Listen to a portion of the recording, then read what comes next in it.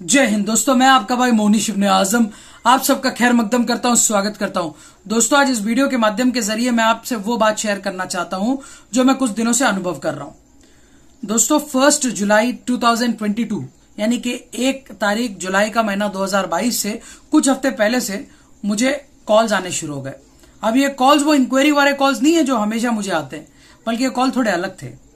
इन लोगों के आवाज में मुझे चिंता नजर आ रही थी और ये फोन करते साथ ही सबसे पहला सवाल ये पूछ रहे थे कि मुनीश भाई ये बताओ यार, प्लास्टिक बैन तो नहीं होने वाला, अपना स्क्रैप का धंधा बंद हो जाएगा, स्क्रैप का धंधा बंद हो जाएगा, गवर्नमेंट प्लास्टिक को बंद कर रही है।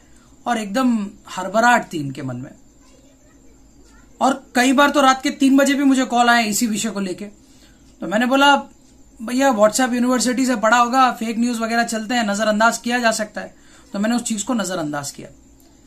फिर जैसे जैसे 1 जुलाई 2022 नजदीक आने लगा, मुझे इस कॉल की वॉल्यूम बढ़ने लग गई और इसी विषय के रिलेटेड मुझे इंक्वायरी आने लग गई। तो मैंने बोला बहुत ज्यादा लोगों तक ये बात जो फैल रही है, तो देखना पड़ेगा कितना तत्व है और क्या झूठ है। तो मैंने गवर्नमेंट के वेबसाइट पे जाके इसको पढ़ने की कोशिश की। जब मैंने गवर्नमेंट के वेबसाइट पे गया और मैंने इस सर्कुलर को, इस नोटिफिकेशन को पढ़ा, तो मुझे पता चला कि वाकई में गवर्नमेंट ने प्लास्टिक को बैन किया है 1 जुलाई 2022 से। और कौन से टाइप के प्लास्टिक है उसका पूरा डिस्क्रिप्शन बताया गया है। फिर मैंने बोला कि यार, ये पढ़ने के बाद मुझे कहीं भी ऐसा नहीं लगा कि यार प्लास्टिक स्क्रैप का बिजनेस बैन हो सकता है।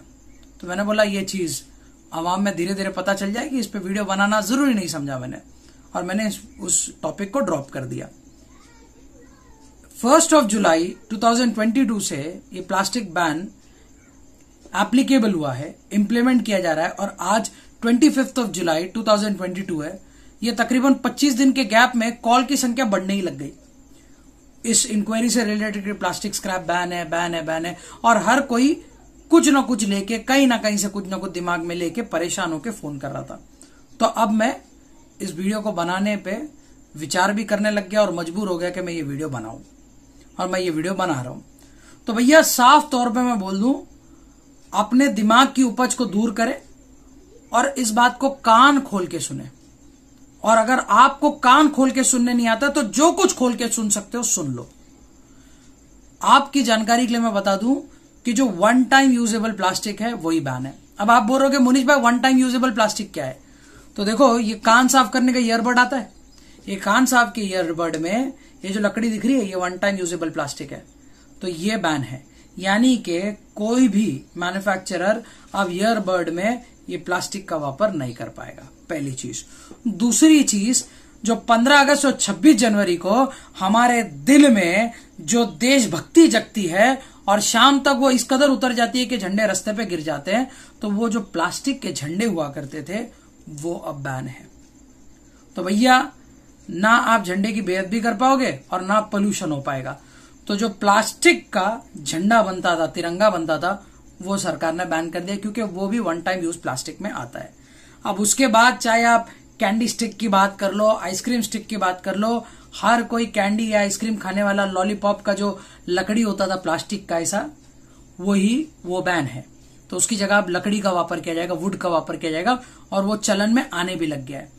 इसके साथ साथ आप जोमेटो, स्विगी या किसी भी ऑनलाइन फूड प्लेटफॉर्म से या फिर ऑनलाइन फूड ऑर्डरिंग कंपनी से या किसी होटल से जब आप खाना मंगाते थे, तो खाने के साथ जो कटलरी आती थी, कटलरी बोलूं तो यार पीने का थर्मोकोल का ग्लास, फिर उसके बाद वो फॉर्क, स्पून, नाइफ और अमका तमका, ये जितने भी कटलरी वाले आइटम थे, ये सिंगल यूज 1 टाइम वाले प्लास्टिक, खासतौर पे जो स्ट्रॉ हो जाता था जिससे आप कोल्ड ड्रिंक पीते थे, और ट्रे हो जाता था, ये सारे बैन है।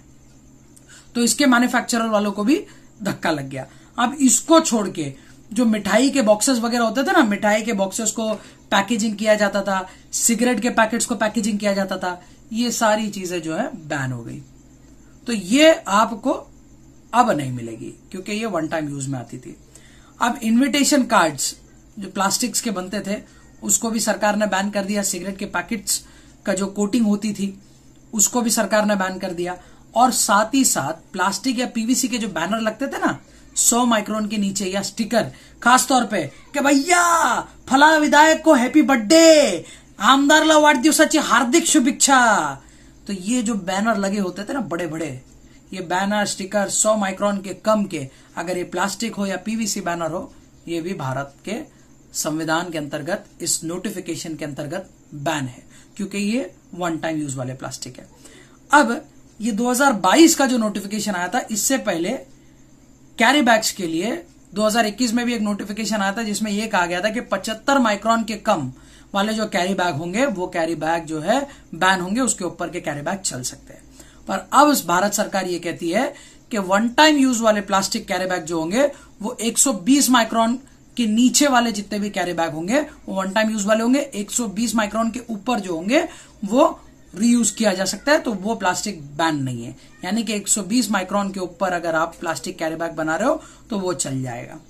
अब ये थी विस्तार में जानकारी भैया, क्या प्लास्टिक में बैन था क्या नहीं बैन था। फिर भी आपके अकल के घोड़े अगर दौड़ नहीं पा रहे हैं तो मैं साफ अल्फाज में बोल दूं, पानी पीने वाली जो पेट बॉटल है जिसको टेरी बोलते हैं, टेरी स्क्रैप बैन नहीं है, पीपी रफिया बैन नहीं है, पीपी घास बैन नहीं है, पीवीसी स्क्रैप बैन नहीं है, और यहां तक के पीएस यानी कि पॉलीस्टीरीन भी बैन नहीं है। पर इसमें पकड़ है दोस्तों, और वो पकड़ ये है कि जो पॉलीस्टीरीन है, ये जो थर्माकोल है, ये थर्माकोल डेकोरेशन वाले आइटम में बैन है। आपने देखा होगा गणेश चतुर्थी आए यानी कि गणपति जो बिठाते हैं, या फिर नवरात्रि आए, अब देवी को जो बिठाते हैं आप, उसमें क्या करते हैं, थर्माकोल की सजावट के लिए एक छोटा सा टेम्पररी मंदिर या शेड टाइप बनाते हैं, तो वो डेकोरेशन के लिए जो थर्माकोल का वापर किया जाता है वो बैन है। आप समझ रहे हैं आप, तो वो बैन है, तो उस बात का आपको ख्याल रखना है। तो और भी विस्तार में अगर आपको पढ़ना हो, और भी विस्तार में जानकारी चाहिए कि क्या बैन है क्या नहीं बैन है, तो आप फटाफट जो है डिस्क्रिप्शन बॉक्स चेक करें। डिस्क्रिप्शन बॉक्स में गवर्नमेंट का लिंक दिया गया है, उस पीडीएफ को डाउनलोड करें और डाउनलोड करके फटाफट पढ़ के एकदम ग्रेजुएट हो जाएं। समझ रहे हैं, क्योंकि पढ़ेगा इंडिया तभी तो बढ़ेगा इंडिया। और अगर आप प्लास्टिक स्क्रैप बिजनेस की जानकारी चाहते हैं तो आप स्क्रीन पे दिए गए नंबर पे टाइमिंग अनुसार, या डिस्क्रिप्शन बॉक्स में दिए गए नंबर पे टाइमिंग अनुसार, वक्त अनुसार, छुट्टी का दिन छोड़ के आप हमें कॉल कर सकते हैं। हम अल्लाह की रजा के लिए फी सबीलिल्लाह निशुल्क आपको फ्री ऑफ कॉस्ट अल्लाह की रजा के लिए जानकारी देंगे प्लास्टिक स्क्रैप से जुड़ी हुई। और अगर आप हमारे साथ बिजनेस करना चाहते हैं और हमारे पास कौन से प्लास्टिक स्क्रैप के आइटम्स अवेलेबल हैं, तो उसके लिए भी आप डिस्क्रिप्शन बॉक्स चेक कर सकते हैं। वहां पे आपको कैटलॉग का लिंक दिया, उसमें रेट्स वगैरह मिल जाएंगे आपको। आप हमारे साथ बिजनेस भी कर सकते हैं। एमएस ट्रेडर के दरवाजे बिजनेस के लिए सदैव खुले हैं। और अगर आप व्यापारी हैं, बड़े या छोटे, तो आप, या फिर अगर आप व्यापारी नहीं भी हैं तो भी आप चाहें तो हमारे बिजनेस व्हाट्सएप ग्रुप को ज्वाइन कर सकते हैं। लिंक डिस्क्रिप्शन में दिया गया है। इस बिजनेस व्हाट्सएप ग्रुप में आपको प्लास्टिक स्क्रैप से रिलेटेड इन्फॉर्मेशन और साथ ही साथ कोई अवेलेबल स्क्रैप होगा तो उसकी भी जानकारी आपको मिलेगी, तो आपके बिजनेस में फायदा होगा आपका। तो ज्वाइन जरूर कीजिएगा। और भैया अगर ये वीडियो पसंद आ रहा है तो बार बार बोलने मत लगाइएगा। अगर आपको लगता है वीडियो वाकई में काबिलियत रखता है तो लाइक बटन दबा दीजिए। और अगर आपको लगता है कि ये वीडियो मैं मुसलसल देख रहा हूं, इससे मेरा फायदा हो रहा है, तो सब्सक्राइब बटन दबा दीजिए, परिवार का मेंबर सदस्य बन जाए। देखिए, आपके सब्सक्राइब दबाने से हमारी हिम्मत बढ़ेगी।